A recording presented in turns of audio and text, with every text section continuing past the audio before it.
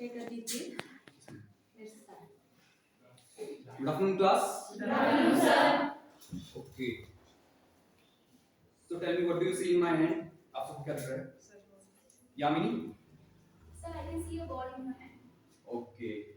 तो मेरे को कौन बताएगा? यामिनी से good sit down. अगर मैं इस बॉल को इस साइड से ड्रॉ करूंगा, तो क्या होगा? इस भावना? जब आप इस बॉल को नीचे गिराएंगे तो नीचे गिरने लगेगा. Okay. तो कोई डाउट नहीं है? गिरा के दिखाऊं? Yes, sir. गिरी? Okay, भावना sit down. Good.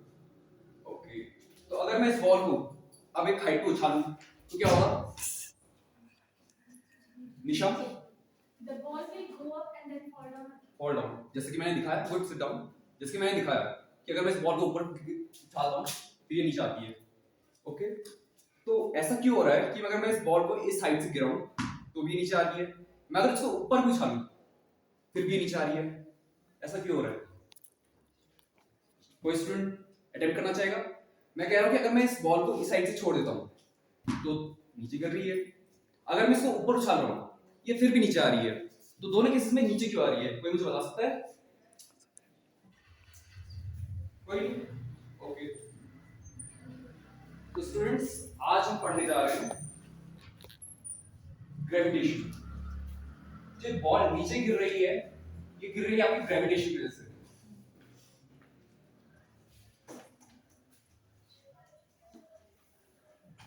ग्रेविटेशन, जिसको कि हिंदी में गुरुत्वाकर्षण कहते हैं. ठीक है. तो चलिए मुझे बताइए न्यूटन का फर्स्ट लॉ क्या कहता है? न्यूटन का गति का पहला नियम क्या कहता है? हाँ Poonam. Sir, according to the Newton's first law, when a body is in motion, it is continuously in motion. When a body is in rest, it is continuously in rest. When we apply the external force. Okay, good sit down. तो जैसा कि पूनम ने कहा कि Newton का first law कहता है कि कोई भी बॉडी अगर रेस्ट में है तो रेस्ट में रहना चाहिए. ये बॉडी रेस्ट पे है? क्या ये रेस्ट पे रही? No, sir. ओके. तो और अगला स्टेटमेंट हमने कहा कि अगर बॉल स्टेट ऑफ मोशन पे है तो उसी स्टेट ऑफ मोशन पे रहना चाहिए. तो मैंने बॉल को ऊपर को उछाला तो उसके स्टेट ऑफ मोशन क्या होगा? ऊपर को होना चाहिए. लेकिन ये नीचे क्यों आई? कोई मुझे बता सकता है? ओके निशा, आप बताइए. Sir, इसका मतलब है कि कोई external force apply हो रहा है. Okay, good sit down. तो इसका मतलब इस बॉल पे एक एक्सटर्नल फोर्स काम कर रहा है. तो बॉल दोनों केसेस में नीचे गिर रही है. तो क्या होगा कि जो फोर्स है वो डाउनवर्ड डायरेक्शन में काम करेगा. यानी कि मैं ऊपर को फेंक रहा हूं तो भी नीचे आई, रेस्ट पे है तो भी नीचे आई. यानी कि फोर्स काम कर रहा है डाउनवर्ड्स. तो आज हम इसी फोर्स के बारे में बात करेंगे. तो इस फोर्स को कहते हैं ग्रेविटेशनल फोर्स.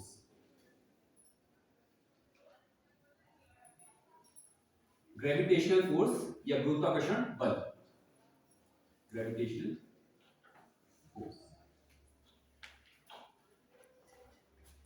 तो स्टूडेंट्स, ग्रेविटेशनल फोर्स जैसा कि आपने भी देखा कि ये डाउनवर्ड एक्ट करता है. डाउनवर्ड का मतलब है अट्रैक्शन का फोर्स है.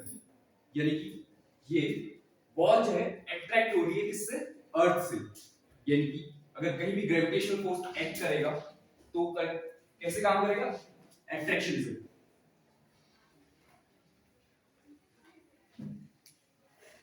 और एक और चीज ध्यान रखने वाली बात है कि अट्रैक्शन जो होगा ग्रेविटेशनल फोर्स का ये होगा यूनिवर्सल. अब यूनिवर्सल से आप सब क्या समझते हैं? यूनिवर्सल का मतलब होता है in the entire universe the law of gravitation exist with them.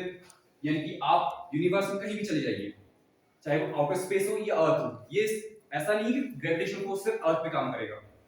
जहां पर भी in the entire universe gravitational force हमारा काम करेगा ऑलवेज. ठीक है. और तीसरी चीज है जो आपको याद रखनी है वो होता है कि ये डिराइव होता है derived due to mass. Derived due to mass यानी कि इस यूनिवर्स में जहां कहीं भी मास एग्जिस्ट करेगा वहां पर ये ग्रेविटेशनल फोर्स एग्जिस्ट करेगा. यानी कि मैंने अब 3 पॉइंट बोले आपको it is a force of attraction. Gravitational force is a force of attraction which is universal in nature, यानी कि पूरे यूनिवर्स में हर जगह काम करेगा. And third point, it is derived due to mass of a body, यानी कि जिस बॉडी में भी मास होगा वो ग्रेविटेशनल फोर्स को एक्सपीरियंस करेगा. Is there any doubt, students? किसी को डाउट है? प्लीज इन सबको नोट कर लीजिए, इन सारे पॉइंट्स को नोट कर लिया है? तो हमारे 3 पॉइंट आए.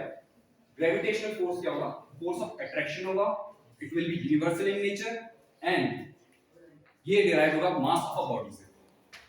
तो चलिए अब एक क्वेश्चन पूछना चाहता हूं मैं कि आप लोग ग्रेविटेशनल फोर्स से क्या समझते हैं? Himanshu Verma please. Gravitational force से समझते हैं कि कोई भी चीज अट्रैक्ट कर रही है अर्थ की तरफ, डाउनवर्ड फोर्स लग रहा है, ये ग्रेविटेशन है. आपका सेंटेंस थोड़ा सा इनकम्प्लीट है, कोई और attempt? Yes. Sir, gravitational force is a force of attraction between two bodies having mass. Okay, Himanshu clear है? Okay good, sit down. Himanshu आप भी बैठिए. ओके, तो मेरे हाथ में 2 ऑब्जेक्ट्स हैं, एक बॉल है वो इरेजर है. तो मुझे बताइए कि इनमें से कौन भारी होगी? हाँ नीता, बॉल ज्यादा भारी होगी. बॉल ज्यादा भारी होगी. कोई ऐसा तो नहीं है जिसको लगता है कि इरेजर भारी होगा बॉल से? कोई है तो हैंड रेस करो. किसी को डाउट है? ओके हिमांशु प्लीज आगे आइए. चलिए अब मैं क्लास से पूछना चाहता हूं कि अगर मैं बॉल और इरेजर को सेम हाइट से ड्रॉप करूंगा तो कौन पहले पहुंचेगा? Yes Yamini, So ball. Ball पहले पहुंचेगी. Yes sir. Okay Himanshu please observe. आप नीचे नीचे देखना, ठीक है? मैं इरेजर और ये बॉल सेम हाइट पे है तो मैं इस सेम हाइट से दोनों ऑब्जेक्ट्स को एक साथ ड्रॉप करूंगा. हिमांशु दोनों में से कौन सी चीज पहले पहुंचे? दोनों बराबर पहुंचे. तो यामिनी ये दोनों चीजें एक साथ कैसे पहुंची?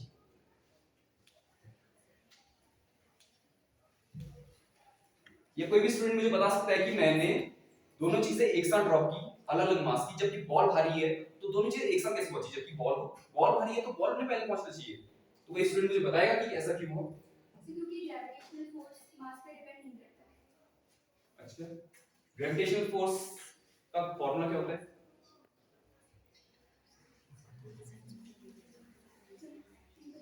नहीं बताओ. हिमांशु प्लीज से दो या हमने आपको बैठ जाए. तो हमको ये समझने से पहले कि ये दोनों ऑब्जेक्ट एक साथ नीचे क्यों पहुंचे, हमको समझना पड़ेगा the universal law of gravitation. तो हम पढ़ेंगे यूनिवर्सल लॉ ऑफ ग्रेविटेशन. जैसा कि मैं आप सबको पहले बता चुका हूं, यूनिवर्सल का मतलब है in the entire universe the law of gravitation remain the same.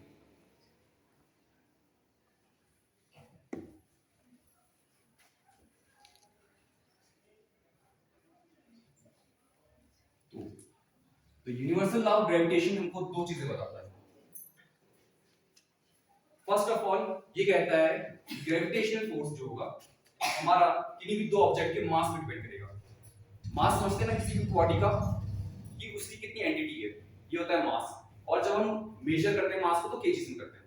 और सेकंड कहता है कि it will be inversely proportional to the square of distance between them. इसी चीज को एक बार चार्ट में देखते हैं, ठीक है? तो इस चार्ट में हमारे पास 2 बॉडी हैं. पहली बॉडी का मास कैपिटल एम है और सेकंड बॉडी का मास स्मॉल एम है.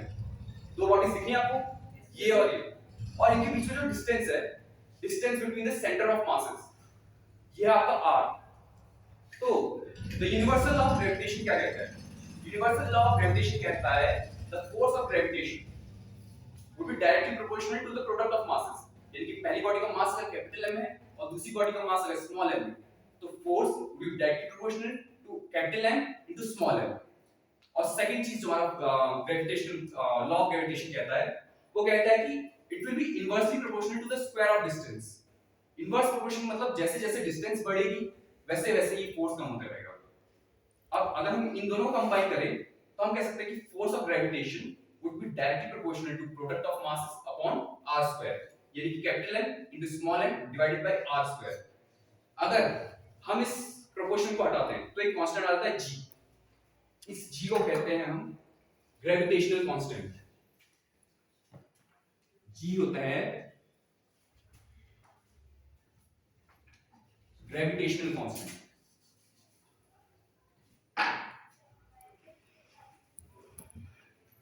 और इस ग्रेविटेशनल कांस्टेंट की वैल्यू होती है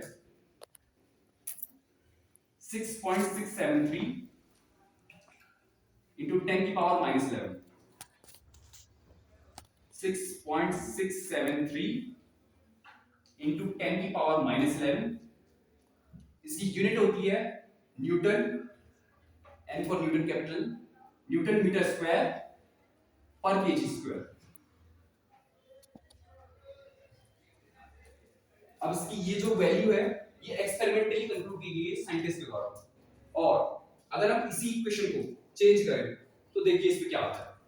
इसी इक्वेशन को हम चेंज करें तो हमारे इक्वेट होता है g would be equals to f into r square upon capital M into small m। ठीक है, तो फोर्स की यूनिट क्या होती है? प्लीज हाँ इंडेक्स कीजिए। Yes Bhavna. The unit of force is Newton. Newton. तो फोर्स ऑफ यूनिट की फोर्स की यूनिट होती है न्यूटन। आर डिस्टेंस है, डिस्टेंस की यूनिट क्या होती है भावना? कुछ से बताओ। आप प्रीति प्लीज। सर डिस्टेंस की यूनिट मीटर। मीटर। तो आर स्क्वायर हो जाएगा metre square. Yes Preeti. And then हमारा m into m, m क्या है? मास। तो मास की यूनिट क्या होती है? यस दीक्षा। केजी। तो ये डिवाइड में है तो हम डिवाइड में रखते हैं न्यूटन मीटर पर केजी स्क्वायर। तो हमारी यूनिट आ गई है। किसी को डाउट है यहां तक का? प्लीज नोट डाउन कीजिए ग्रेविटेशन कांस्टेंट की वैल्यू और ये फॉर्मूला भी नोट डाउन कीजिए। कर लिया है? Yes, sir. अब मैंने एक चीज बोली कि r जो है वो डिस्टेंस है between the centre of masses. अब आप ये सोच रहे हो कि सेंटर ऑफ मास आखिर क्या है? तो ये स्केल कितने क्या मेजरमेंट है इसकी? खड़े हो जाइए। 30 सेंटीमीटर। अगर मैं स्केल का मिड लूं तो क्या होगा? 15 सेंटीमीटर। Good, sit down. अब मैंने ये स्केल को होल्ड डाउन किया 15 सेंटीमीटर पे और अगर मैं अपना फिंगर रखूं तो स्केल बैलेंस हो रहा है Yes. 15 सेंटीमीटर पे। ठीक है, ऐसे ही मैं अगर अपनी नोटबुक देखो इस नोटबुक को और उसके ठीक सेंटर पे अपनी फिंगर रखता हूं तो इफ नोटबुक बैलेंस हो रही है। तो जहां पर एक पॉइंट बैलेंस हो रहा है यानी कि पूरी ऑब्जेक्ट बैलेंस हो रहा है, 2D ऑब्जेक्ट है तो ये जहां पर बैलेंस हो रहा है इस पॉइंट को कहते हैं सेंटर ऑफ मास। ऐसे ही हर 3D ऑब्जेक्ट में भी एक सेंटर ऑफ मास होता है, यानी कि उस बॉडी ये टेंडेंसी होती है सेंटर ऑफ मास की कि वो बॉडी एक्ट करती है इस तरीके से कि हमको लगता है कि उसका सेंटर ऑफ मास जो है उसके सेंटर पे है। जैसे अगर ये स्फीयर होता और अगर हम स्फीयर का सेंटर पे एक पॉइंट रखते तो ये पूरी बॉडी ऐसे एक्ट करती कि इसका सेंटर ऑफ मास उसके ठीक सेंटर पे है। यहां तक किसी को कोई डाउट है? तो चलिए अब हम समझते हैं कि हमने एक एक्सपेरिमेंट किया था थोड़ी देर पहले और उसमें हमारा क्या आया था कि हमारा जो इरेजर है और जो हमारी टेनिस बॉल है वो दोनों एक साथ ग्राउंड को टच की थी। यस, तो हमने क्या पढ़ा? The force of gravitation is equals to, कौन मुझे बताएगा? Force of gravitation is equals to, yes Nisha. G G capital M small m small m upon r square. Upon r square. ठीक है, तो हमारे पास एक और फॉर्मूला होता है F equals to m into a। ठीक है, तो हम इन दोनों को इक्वेट कर देते हैं तो हमारे पास आता है m into a is equals to g into capital M into small m upon r square. तो दोनों तरफ m है तो मैं कैंसिल आउट कर दूं, तो मैंने m कैंसिल आउट कर दिया। तो उससे हमारा क्या चीज निकल के आई, a equals to g into capital M upon r square. तो in case of ball and eraser हम बात करते हैं, कैपिटल M है मास ऑफ अर्थ, g हमारा कांस्टेंट है, r मैंने कोई डिस्टेंस इनको दिया था, तो एक्सेलरेशन जो होगा ना इसके मास पे डिपेंड कर रहा है ना इसके मास पे डिपेंड कर रहा है। कोई भी बॉल कोई भी ऑब्जेक्ट भारी हो, इसकी जगह अगर मैं कोई पत्थर भी लेता तो भी सेम स्पीड से पहुंचता जितनी की स्पीड से ये इरेजर पहुंचता। तो इससे हम डिराइव करते हैं that acceleration due to gravity, acceleration is constant। Constant कब होगा, जब माई डिस्टेंस सेम हो, यानी कि अगर हम दोनों ऑब्जेक्ट को सेम डिस्टेंस से ड्रॉ करेंगे। किसी को डाउट है यहां तक का? सब प्लीज इसको नोट डाउन कीजिए। नोट डाउन कर लिया? Yes, sir.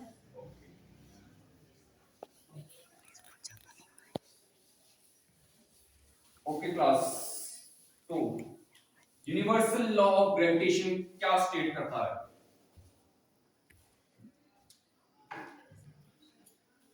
रीना, सर दो ऑब्जेक्ट के बीच में लगने वाला अट्रैक्शन फोर्स Yes. उनके मास और उनके बीच की डिस्टेंस के बराबर होता है। मास किस चीज का? सर उनका जो मास होगा यस, सर उन ऑब्जेक्ट का मास। उन ऑब्जेक्ट्स का मास और उनके बीच की डिस्टेंस पे डिपेंड करेगा। Okay, good, set down. ये स्टेटमेंट अभी भी इनकम्प्लीट है, कोई भी इसको पूरा करना चाहेगा? Yes Preeti Dwivedi please. मैंने बोला कि यूनिवर्सल लॉ ऑफ ग्रेविटेशन क्या स्टेट करता है, तो उन्होंने बोला कि वो डिपेंड करता है मास पे और डिस्टेंस पे। तो इनकी ये स्टेटमेंट अभी भी थोड़ी सी इनकम्प्लीट है। सर टू मास की प्रोडक्टिविटी है ना m1 into m2 और डिस्टेंस और डिस्टेंस पे और हमारा डिस्टेंस के स्क्वायर पे। Okay good. तो रीना आपको समझ में आया? तो वो डिपेंड करेगा प्रोडक्ट ऑफ मासेस पे और स्क्वायर ऑफ डिस्टेंस पे। ओके, तो क्लास हमारी जो शिप्स होती हैं जिसपे समुद्र पे जाती हैं वो किसकी बनी होती हैं? मोहित, मेटल्स की बनी होती हैं। Good, set down. तो मेटल भारी होता है या पानी भारी होता है? हिमांशु, मेटल ज्यादा भारी होता है। मेटल भारी होता है। Good, sit down.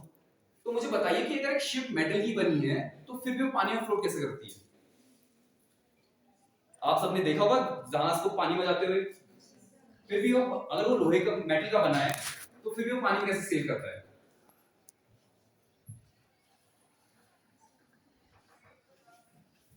वो पानी में सेल करता है ड्यू टू बॉयंसी या बाउंड फोर्स।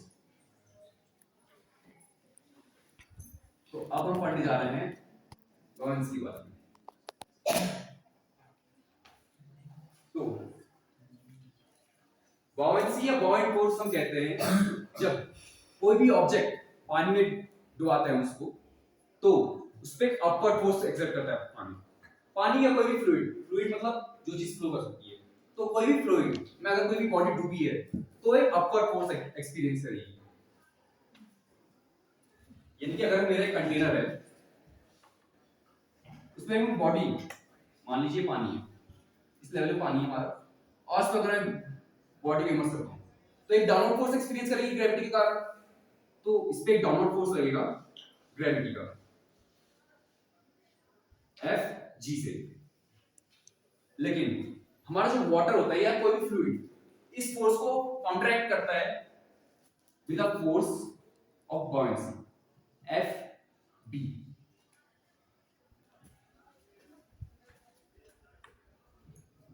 ये चीज क्लियर आपको?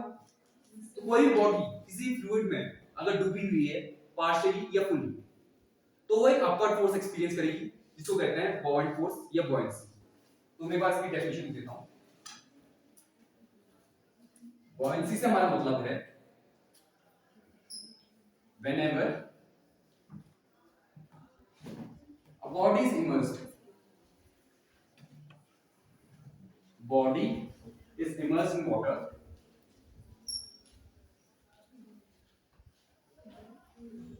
immersed in water, it experiences an upward force. It experiences an upward force.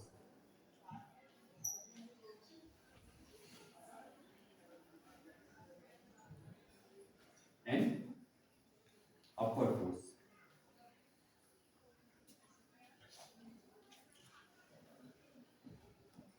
तो और इसी अपवर्ड फोर्स को हम कहते हैं buoyancy. जरूरी नहीं है कि बॉडी पूरी तरीके से पानी में इमर्स हो, या अगर हाफ इमर्स भी होगी, कोई भी पार्शियल इमर्स भी होगी, तो भी वो एक buoyant फोर्स एक्सपीरियंस करेगी. किसी को डाउट है यहां तक का? क्या सबने डेफिनेशन नोट डाउन कर ली है? Okay good.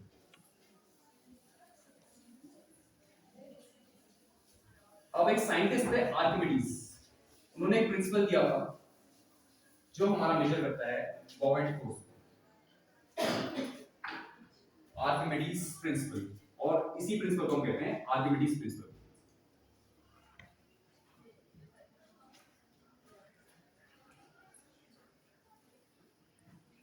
Archimedes principal.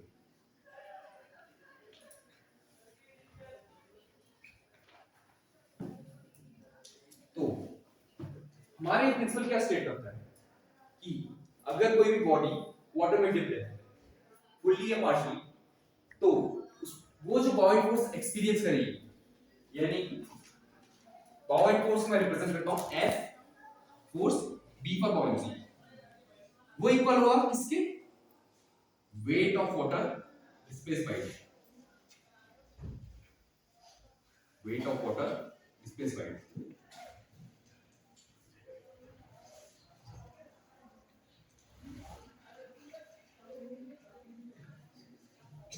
यानी कि डूबते वक्त उस बॉडी ने जितना वाटर डिस्प्लेस किया, यानी कि मूव किया, तो उतना ही वो buoyant फोर्स एक्सपीरियंस करेगी.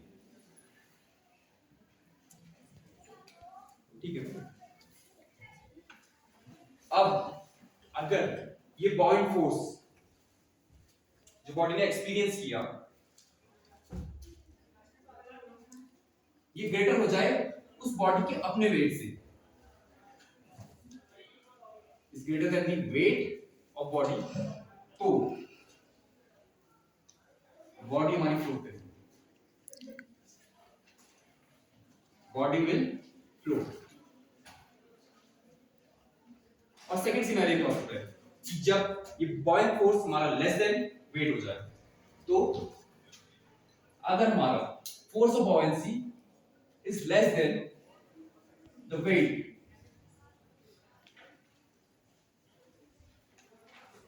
तो ये हमारा क्या अप्लाई करेगी? That the body sinks.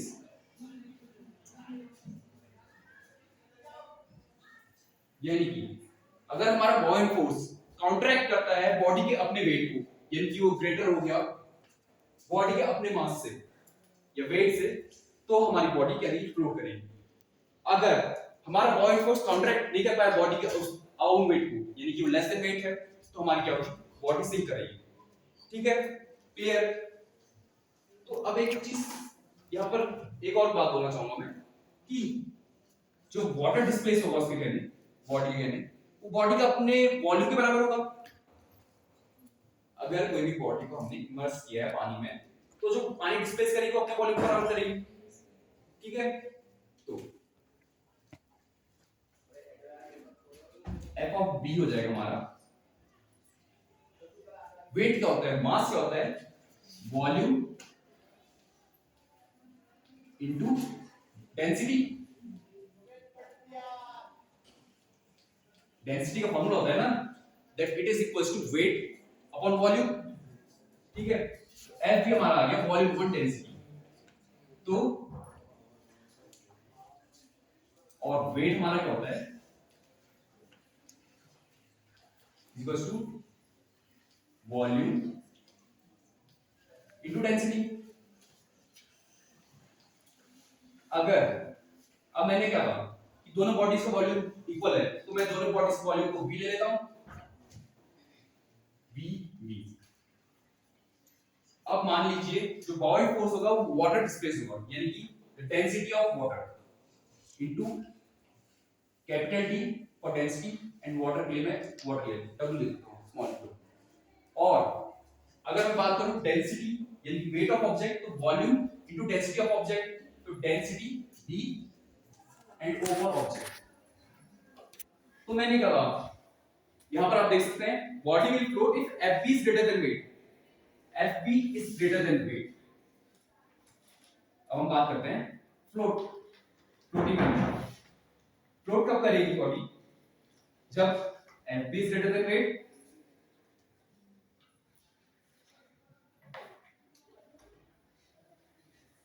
But हमारा Fb क्या है? V into density of water, ठीक है, और हमारा वेट क्या है? Volume into density of object.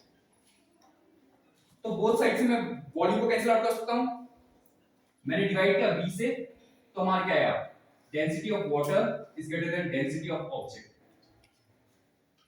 ये हमारा पहला केस हो गया फ्लोटिंग के लिए। अब मान लेते हैं दूसरा केस जब हमारी बॉडी सिंक करती है। सिंकिंग के लिए हमारी क्या कंडीशन है? सिंकिंग के लिए हमारी कंडीशन है force of buoyancy is less than weight. तो force of buoyancy is less than weight, body sink करेगी जब force of buoyancy minus less than weight है। तो फोर्स ऑफ बाउंसी क्या है? फोर्स ऑफ बाउंसी है v into density of water,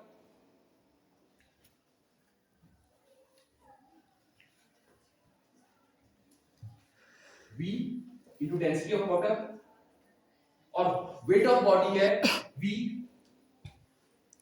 into density of object. Both side से v को cancel out कर देता हूं, डिवाइडेड बाय v, तो we get density of water is less than density of object. तो हमारा simple term में कहें तो कोई भी बॉडी जो है हमारी फ्लोट करेगी। फ्लोट करने की कंडीशन है कि डेंसिटी ऑफ वाटर जो होगी वो डेंसिटी ऑफ ऑब्जेक्ट से ज्यादा होगी, तो हमारी बॉडी क्या करेगी? फ्लोट करेगी। अगर हमारी बॉडी किसी ऐसे फ्लूइड में इमर्स्ड है जहां पर डेंसिटी कम है ऑब्जेक्ट की डेंसिटी से, तो वो सिंक करेगी। तो जो हमारी शिप्स होती है कुछ इस तरीके से डिजाइन होती है कि वो जो वाटर को डिस्प्लेस करेंगी वो अपने मास से ज्यादा करेंगी, यानी कि अपने वेट से ज्यादा वाटर को डिस्प्लेस करेंगी। इस तरीके से फ्लोट कर पाती है क्योंकि अंदर से वो जो शिप्स होती है वो हॉल होती है।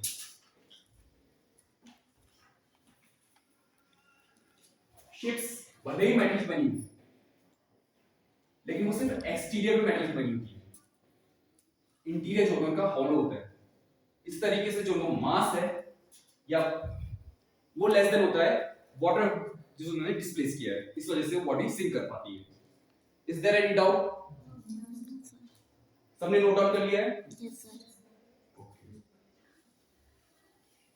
तो अभी हमने पढ़ा the bound force, Archimedes principle, और बॉडी कब फ्लोट करेगी कब सिंक करेगी।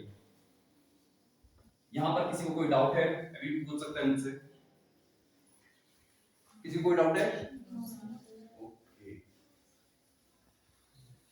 तो प्लीज एक्सप्लेन मी कि हमारा जो बाउंड फोर्स है वो क्या होता है।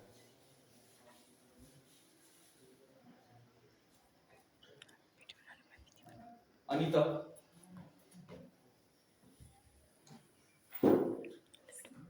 बाउंड फोर्स क्या होता है? सर अच्छे से समझना। नहीं है?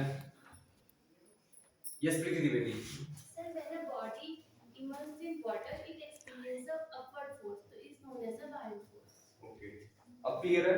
Yes okay good, sit down please, seat down. तो कोई भी बॉडी अगर वाटर में इमर्स्ड है, फ्लूइड में इमर्स्ड है, फुल्ली या पार्शियली, तो वो एक अपवर्ड फोर्स एक्सपीरियंस करेगी। इसी अपवर्ड फोर्स को हम क्या कहेंगे? बाउंड फोर्स कहेंगे। Is there a doubt? Okay, तो हमारा जो यूनिवर्सल लॉ ऑफ ग्रेविटेशन था, तो हमको एक फॉर्मूला देता था ना फोर्स ऑफ ग्रेविटेशन निकालने के लिए, तो वो फोर्स ऑफ ग्रेविटेशन का फॉर्मूला क्या था? Yes Manshu. Capital G is gravitational constant please अब आगे आइए और लिखिए।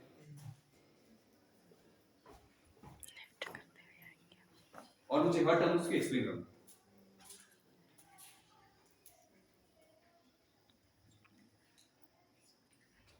ग्रेविटेशनल कांस्टेंट है जी, capital N M and small M different masses है, जैसे अर्थ का हो गया ओके और जो स्मॉल ऑब्जेक्ट का हो गया, और ये दोनों मासेस के जो डिस्टेंस है उनका डिस्टेंस है R. Okay good, sit down. तो हमारा ये है फोर्स ऑफ ग्रेविटेशन।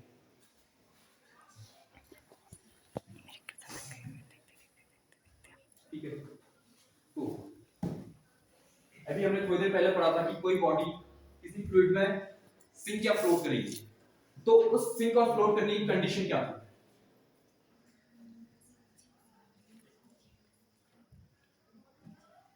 कोई भी बॉडी अगर किसी भी फ्लूइड में इमर्स्ड है तो दो ही कंडीशन हो सकती है, या तो डूबेगी या वो फ्लोट करेगी। तो किसी डूबने की कंडीशन क्या है और इसकी फ्लोट करने की कंडीशन क्या है? दीक्षा प्लीज। जब बायोन फोर्स लेसर होगा मास ऑफ ऑब्जेक्ट से तो वो सिंक करेगा। बॉयड फोर्स लेस देन होगा मास ऑफ ऑब्जेक्ट से। मास कहीं है, वेट कहीं, object wait of object. Good, sit down. और फ्लोट करने की कंडीशन क्या होगी?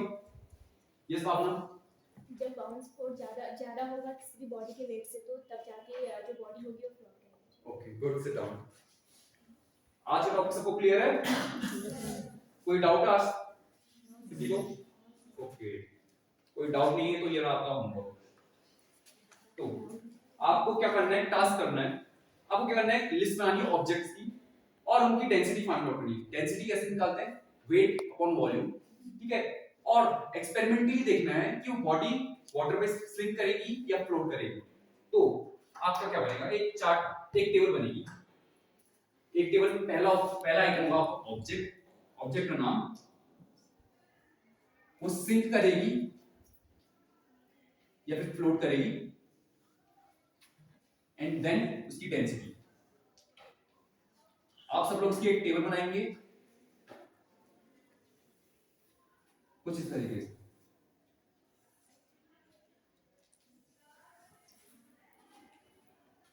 Is this clear to everyone? Yes sir. कोई डाउट है अभी? Okay sir.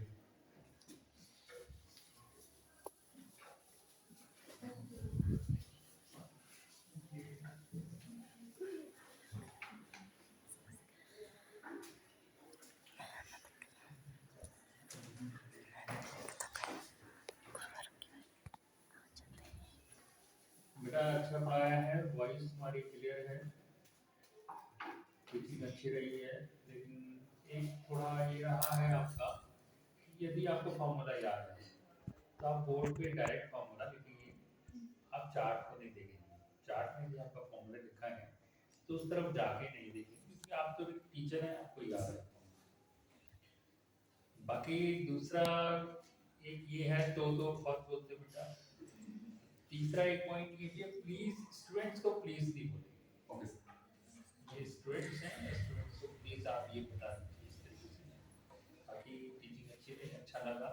वॉइस तो वाकई में क्लियर है, और जो ब्रेक दे के बोलते हैं, बताते हैं, पढ़ाते हैं, वो सिस्टम अच्छा था आपका। और स्टूडेंट को बुलाया बोर्ड पे, ये तो अच्छा ही माना है, पॉजिटिव माना है, ये अच्छा रहा। फिर एक थोड़ा सा ये रहा, जब बच्चा स्टूडेंट जो है आपका बोर्ड की साइड करके बोल रहा है, दिख रहा है, तो बाद में भी आप एक्सप्लेन कर सकते हो उसको फिर से अपनी वॉइस में, तो वो ज़्यादा इफेक्टिव रहता है, क्योंकि वॉइस आपकी ज़्यादा अच्छी थी नस्बत बच्चे की। अच्छी टीचिंग है, गुड।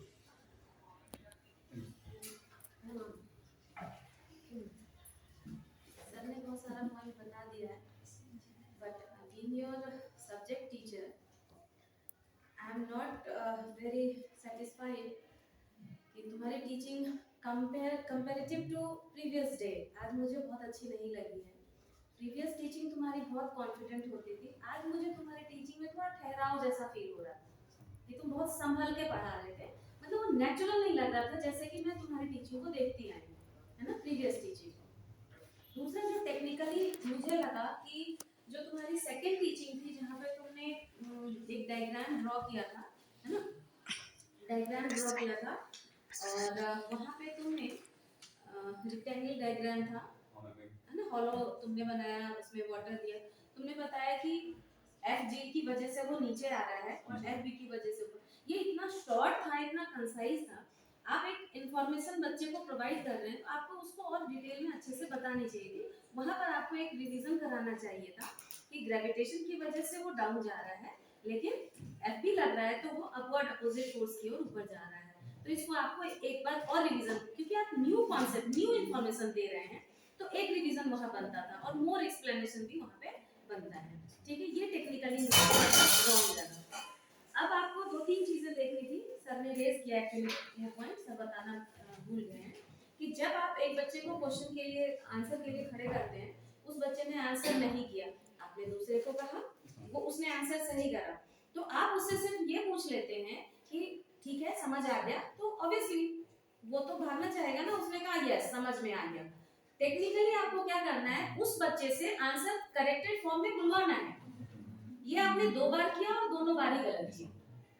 एक अनीता के केस में और एक हिमांशु के। ठीक है, आपको क्या करना है, वो नहीं कर पाया या गलत कर पाता है तो आप दूसरे बच्चे को उठाते हैं, वो बच्चा अगर सही बताता है तो आप उस बच्चे से रिपीट करेंगे, फिर भी नहीं बताता तो आप बताएंगे आंसर और फिर भी रिपीट कराएंगे। ये 2 टेक्निकल फॉल्ट था। इसके अलावा वॉइस आपकी इफेक्टिव है और ब्लैक बोर्ड वर्क अच्छा है, content knowledge according to class level है, रिमेनिंग चीजें अच्छी हैं और कुछ चीजें मैम भी बताएंगे आपको। बहुत कुछ तो पता लग ही गया, ये खाली नहीं बहुत ज़्यादा नहीं है, एक दो तीन टेक्निकल चीज़ कहूँगी। जब आप चार्ट को एक्सप्लेन कर रहे थे या अगर आप ब्लैक बोर्ड को एक्सप्लेन कर रहे हैं और एक्सप्लेन करने के लिए अगर आप पॉइंटर का यूज़ कर रहे हैं, if you are right hander your pointer should be in your left hand not in your right hand, otherwise जितना काम होगा ब्लैक बोर्ड पे लिखा हुआ या चार्ट पे लिखा हुआ वो आपके हाथ से कवर अप होगा, वो आपको नहीं करना है। Secondly, your given reinforcement technique is not appropriate, क्योंकि आप बच्चे को पहले बैठा देते हैं, उसके बाद आप पीछे से थोड़ा सा एक गुड भी लगाते हैं, वो नहीं होता। अगर बच्चे ने आंसर दिया, first of all you will appreciate, you will reinforce the, आप पहले रीइंफोर्समेंट का यूज करिए, उसके बाद बच्चे को बैठने के लिए परमिशन दीजिए। बाकी कई चीजें जो मैंने नोटिस करी वो मैम ने और सर ने बताई है, सिर्फ प्लीज वाला तो बहुत गलत ही है, क्योंकि you are a teacher, you are not requesting to your student please give me the answer, you are just asking and students are bound to give the answer of your question. और सबसे बड़ी गलती मैं आप लोगों की कहने वाली हूँ कि आप लोग ऐसे बच्चे हैं कि क्वेश्चंस का जवाब नहीं देते हैं, जो कि बहुत गलत बात है। आप लोगों के आता नहीं है जो वो पूछ रहा है, 2 3 4 बच्चे हाथ खड़ा करते हो, क्यों नहीं बता रहे हो, उसके क्वेश्चन के रिस्पॉन्ड क्यों नहीं कर रहे हैं आप लोग, ये भी आपकी बहुत बड़ी गलती है। वो अपनी पूरी मेहनत से पढ़ा रहा था, उसकी वॉइस भी अच्छी थी, एक्सप्लेनेशन भी अच्छा था, नहीं अच्छा पढ़ाया और आप लोगों की तरफ से जो रिस्पांस था, चलो एक बार को, हाँ एक बार को मैं आर्ट्स के स्टूडेंट को मान सकती हूँ कि हो सकता है थोड़ा कम समझ में आ रहा हो, लेकिन फिर भी बहुत सारी चीजें 9th क्लास पढ़ा रहा है, 10th तक तो साइंस जनरली सभी ने पढ़ा, ग्रेविटेशन तो सबने ही पढ़ा होगा, तो आपको रिस्पॉन्ड करना चाहिए सबको।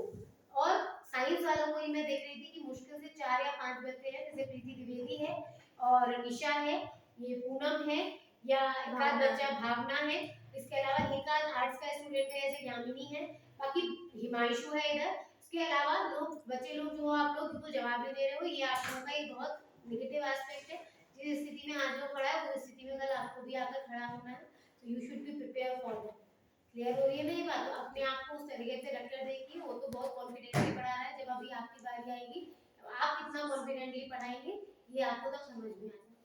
क्योंकि यहाँ एक आपके सब्जेक्ट टीचर का बैठना, उसके साथ में 2 और टीचर्स का बैठना, ये बहुत डिफरेंट है। इसीलिए जो मैम कह रही है कि आज उसकी टीचिंग में मैम को थोड़ा ठहराव नजर आया, या वो थोड़ा सा ज्यादा कॉन्शियस होकर पढ़ा रहा था, उसकी वजह यही है क्योंकि वो अपने सब्जेक्ट टीचर से हम बहुत फैमिलियर हो जाते हैं, उसके सामने पढ़ाने में और सोचते जब एग्जामिनर आके बैठेगा तब फिर उसके सामने पढ़ाने में बहुत अंतर है। इस चीज को ध्यान रखिए और इन गलतियों को अपनी इम्प्रूव करिए। और उसने तो बहुत अच्छा पढ़ाया, आप भी आगे आइए और जरा पढ़ाइए। एक चीज तुमने बहुत अच्छे से संभाला है, जब तुम्हारे प्रॉब्लमेटिक क्वेश्चन का आंसर बच्चे ने दे दिया था, तो टेक्निकली ये चीज आपको सीखने लायक है कि जब प्रॉब्लमेटिक क्वेश्चन का आंसर मिल जाता है प्रॉब्लम क्वेश्चन में तो किस तरीके से आप न्यू क्वेश्चन को फॉर्म करेंगे, वो इसने बहुत अच्छे से हैंडल किया है विदाउट एनी नर्वसनेस। तो इसके लिए इसका अप्रिशिएशन बनता है। मैं एक चीज और ये कहना चाहूंगा कि यदि बच्चा आपको रिप्लाई दे देता है तो वेरी गुड करके बैठा सकते हैं। दूसरा ऑप्शन ये भी है आपके पास, वेरी गुड करके बैठा सकते हो, यू आस्क नेक्स्ट, मतलब स्टूडेंट से, किसी दूसरे बच्चे से आप पूछ सकते हैं। अगर तुरंत हो उसका सकता है क्वेश्चन कि स्ट्राइक वो ना करे। आंसर वही नहीं दे सकता यदि तुरंत नहीं आपके स्ट्राइक करना। तो आपको समय मिल गया है कि नेक्स्ट क्वेश्चन क्या पूछना है हमें, तो वो भी यदि रिप्लाई देता है then you ask next। अगर ऐसा फायदा तुरंत मंद है। हमें नया क्वेश्चन नहीं स्ट्राइक करना तो क्या करें ऐसी स्थिति में? रुकिए मैं उसको वेरी गुड के किसी दूसरे बच्चे को खड़ा करके पूछिए कि आप बताइए। Very good in the sense उसने सही आंसर दिया, गलत नहीं दिया।